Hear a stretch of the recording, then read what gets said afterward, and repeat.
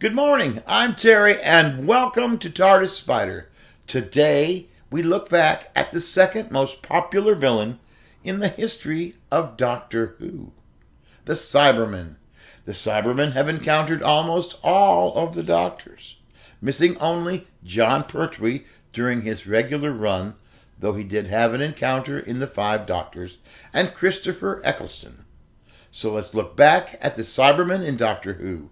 And don't forget, if you enjoy this video, please subscribe. Please give us a like. Leave a comment. Help us make this a better channel. So now, let's watch the Cybermen. Eons ago, our planets were twins. Then we drifted away from you on a journey to the edge of space. Now we have returned. A Cyberman from the 10th planet, 1966. The Cybermen debuted in the 10th planet, going on to make several more appearances in the next few years. In the same story, we learn that their home planet Mondas had been a twin of our own world, sharing its orbit on the opposite side of the sun and giving rise to its own human race.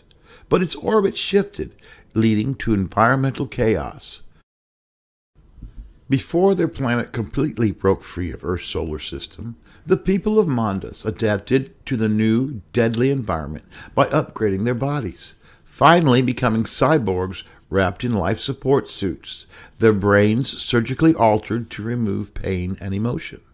Now reborn as Cybermen, they converted Mondas into a planet-sized mobile fortress and set off to cyber-convert others.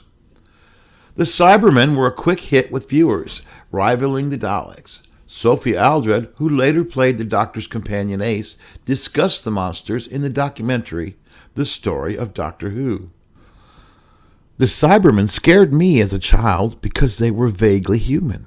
They had these horrible mouths, and they were so sort of inhumanly human. I had nightmares about them, and my mom actually stopped me watching Doctor Who for a while. In New York in 2012, Peter Davidson said, "There's an almost vampire quality to them. They were once like us, and now they're cold, and they want us all to be like them. Once it happens, once you become a Cyberman, you're not coming back. You just can't put your organ and the bits of your brain they took out back in. It's a terrifying idea, losing your identity as you become a killer." Like the Daleks, they were monsters who couldn't be reasoned with, seeing themselves as superior beings existing without fear or weakness. The Cybermen have often told their prey, "You belong to us, and resistance is useless." On rare occasion, they said, "Resistance is futile," which will strike a chord with the fans of Star Trek The Next Generation. While subtle details of the Daleks' appearance changed over the years, the Cybermen have sported a wide variety of styles. The original versions seemed like humans in life support gear, but starting with the second model, the Cybermen were more robotic with metal masks. A couple of models added a teardrop design to the eyes, reflecting the tragedy inherent in each Cyberman. In the 1980s, the villains started to lose their robotic nature. Cyber leaders now gleefully declared excellent when things went well. Their life support coverings loosened, and their helmets now had transparent portions that showed part of their human face underneath. In the modern-day program, comic book artist Brian Hitch helped design new Cybermen, who came from a version of Earth in a parallel universe. Aside from their brains and synthetic nervous systems, these Cybermen had no organic parts and often told their enemies, "You will be deleted." In the 2013 episode, Nightmare in Silver, they became even more formidable, now able to instantly upgrade themselves during battle.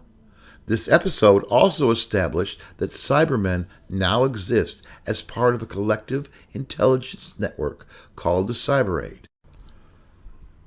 As with all technology, the Cybermen are sure to continually evolve, making them threats for years to come.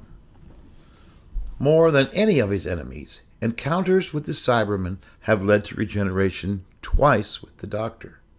The first and the 12th Doctors both regenerated after their encounters with the Cybermen. So for a recommendation this week, why don't we watch The 10th Planet and The Doctor Falls? After all, this story is all about the Cybermen. So take time to wear a mask, social distance, remember to love your friends and love your family. Enjoy your journey through time and space, and please remember, a child cannot have a favorite book if they do not have one. Give a child a book today.